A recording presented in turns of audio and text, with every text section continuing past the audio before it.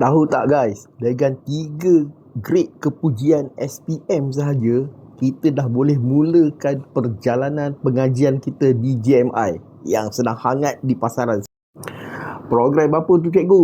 Okey, kita ada program Diploma in Cyber Security dan juga Diploma in Creative Multimedia. Memang best program ni guys.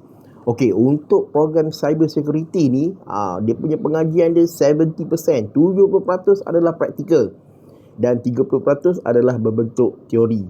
Alright, ini more to TVET dia program.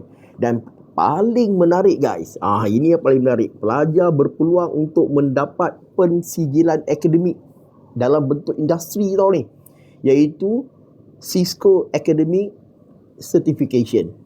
Okey, sambil belajar dapat pula sijil yang ada pengiktirafan daripada industri.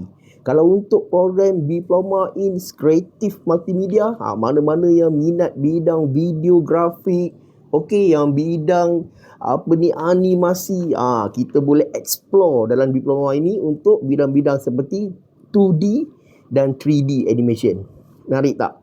Dan apa lagi, jangan tunggu lama-lama lagi. Okey, permohonan sedang dibuka sekarang sehingga 23 hari bulan Julai 2026. Okey, boleh klik dekat link dekat bio di JMI. Terus pergi ke akaun TikTok JMI sekarang guys. Dan jangan lupa follow cikgu tau. Arigatou gozaimasu.